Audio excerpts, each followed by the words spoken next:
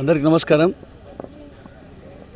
ఈరోజు అనంతపురం నగరంలోని కలెక్టరేట్ వద్ద మేము డిప్యూటీ మేయర్ అదేవిధంగా పలు కార్పొరేటర్స్లో ఇక్కడ రావడం జరిగింది.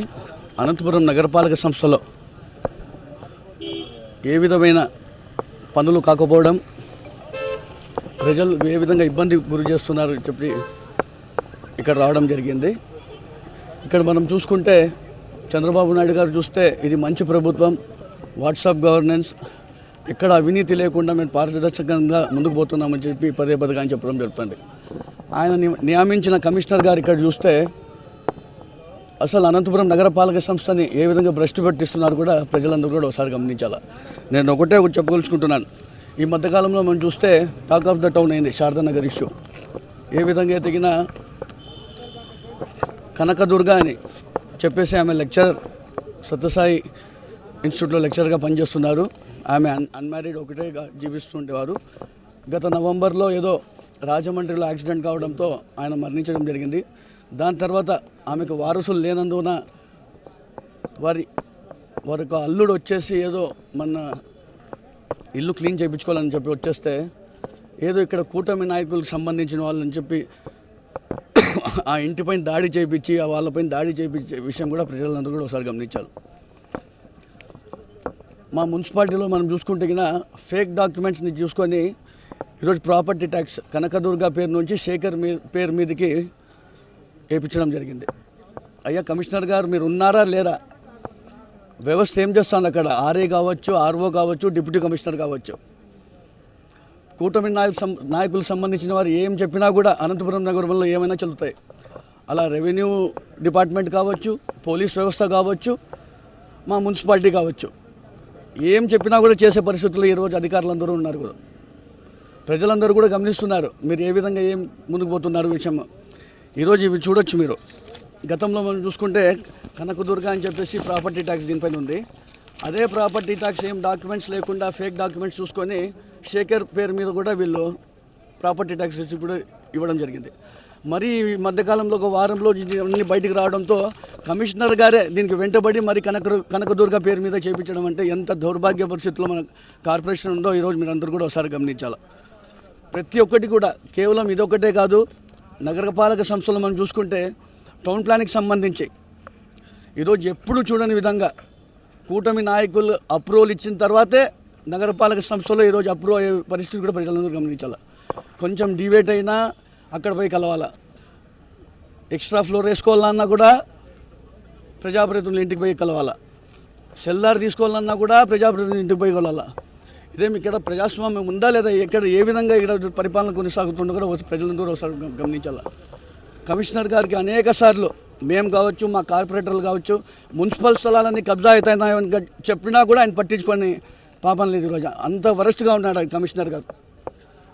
ఎన్నిసార్లన్నా చెప్పండి, మీరు పట్టించుకోడు. ఈరోజు ప్రభుత్వ స్థలాలు మున్సిపల్ స్థలాన్ని కబ్జా అవుతున్నా కూడా కమిషనర్ పట్టించుకొని పరిస్థితి ఉన్నాడంటే తొత్తులాగా పనిచేస్తున్నాడు టీడీపీ నాయకులకైనా కూటమి నాయకులకి.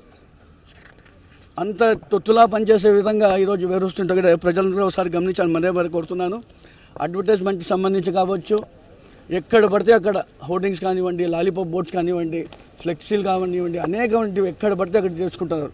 పెండింగ్ వర్క్స్ సంబంధించి ఏదైనా ఒకటి చూడమంటే ఒకటి చూడు. దాదాపుగా మన ప్రభుత్వంలో అనేకమంది మేము శాంక్షన్ చేసినాం. ఇప్పటికీ పనులు మొదలు కానివి కూడా అనేక చూసాం. కేవలం ఎక్కడో పోతారు, భూమి పూజ చేస్తారు, కేవలం ప్రజలకి చూపించక మాత్రమే, షో చేయడానికి మాత్రమే వీళ్ళు భూమి పూజ చేస్తున్నారు. కానీ ఎక్కడ ఒక పని కూడా మొదలుపెట్టిన పరిస్థితి కూడా ప్రజలందరూ ఒకసారి గమనించాలి.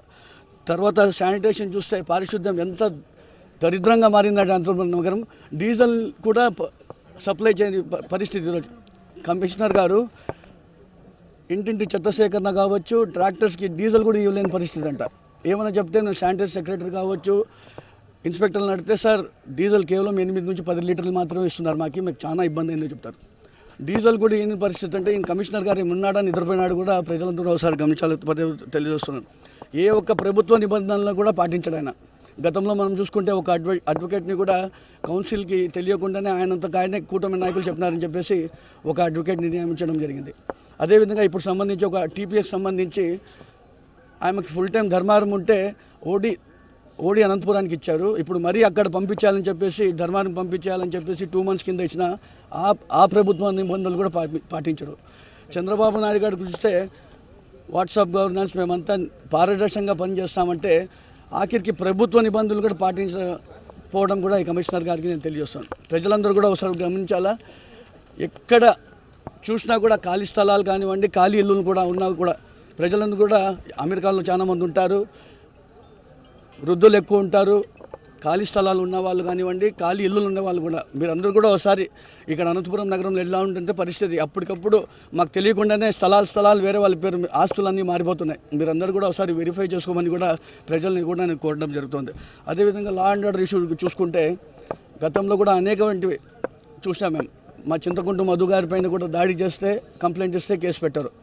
నా ఛాంబర్లోకి వచ్చి ఎలాగంటే ఆ టేబుల్ పైన ఫైల్ అన్నీ తీసేసుకొని టేబుల్ పైన ఎక్కి ఫోటో పెట్టడానికి పెడితే అప్పుడు మేము కంప్లైంట్ ఇస్తే కేసు పెట్టారు. ఫ్లెక్సీల విషయంలో దౌర్జన్యంగా మెయిన్ సెంటర్స్లో వచ్చి 4-5 మంది వచ్చి ఫ్లెక్సీలు చింపుకుంటా తీసుకుంటూ పోయినా కూడా పోయి కంప్లైంట్ పెడితే కేసులు పెట్టారు.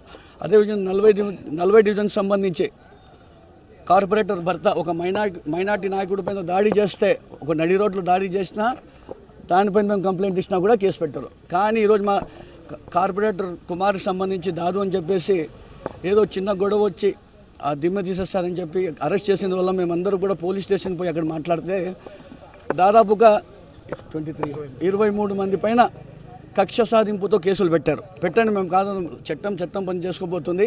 అక్కడ వెళ్ళిన తర్వాత ఒక సిఐ స్థాయిలో ఉన్నటువంటి వ్యక్తి, ప్రజాప్రతినిధులు ఉన్నాము, ఒక మేయర్గా ఉన్నాను, డిప్యూటీ మేయర్గా ఉంది, దాదాపుగా 20 మంది కార్పొరేటర్లు ఉన్నారు, నోటికి వచ్చినట్లు మాట్లాడతాడు ఆయన. మేము తప్పు చేసింటే కేసు పెట్టుకోండి. మీరు ఎలా మాట్లాడతారండి? మీరు నోటికి వచ్చినట్లు అసభ్య భాష మాట్లాడతాడు ఆయన. ప్రజలందరూ కూడా గమనిస్తున్నారు. ఎస్పీ గారు మీరు కూడా గమనించండి. ఇవన్నీ కూడా నోటికి వచ్చినట్లు మాట్లాడతారు. ఆయన రికార్డింగ్స్ కూడా నేను చాలా విన్నాను. ఆయన ఎలా మాట్లాడుతున్నారు ప్రజలతో కూడా. ఒక ఫస్ట్ సిటిజన్ అనేవానికే మీరు ఇలా మాట్లాడితే సామాన్య ప్రజలకు మీరు ఏ విధంగా బిహేవ్ చేస్తారని కూడా ప్రజలందరూ కూడా ఒకసారి గమనించాలా. ఎప్పుడు ఇలాగే ఉండదు, కాలం మారుతూ ఉంటుంది. కలెక్టర్ గారు కూడా మేము ఇప్పుడే కలవడం జరిగింది. ఇక్కడ జరుగుతున్నటువంటి ఇక్కడ మ్యూటేషన్ సంబంధించి అవి చెప్పడం జరిగింది. అదేవిధంగా నగరపాలక సంస్థలు ఏ విధంగా ఇంతగా అన్ని ఏ ఒక పని కూడా ముందుకు పోని విషయం కూడా మేము చెప్పడం జరిగింది. కలెక్టర్ గారు కూడా దీనికి స్పందించి నేను చర్యలు తీసుకుంటా చెప్పడం జరిగింది. పోలీస్ వ్యవస్థలో కూడా ఖచ్చితంగా వీళ్ళన్నీ కూడా గమనించాలి. ఎస్పీ గారు ఖచ్చితంగా వీళ్ళపైన యాక్షన్ తీసుకోవాలని చెప్పి తెలియజేస్తున్నాను.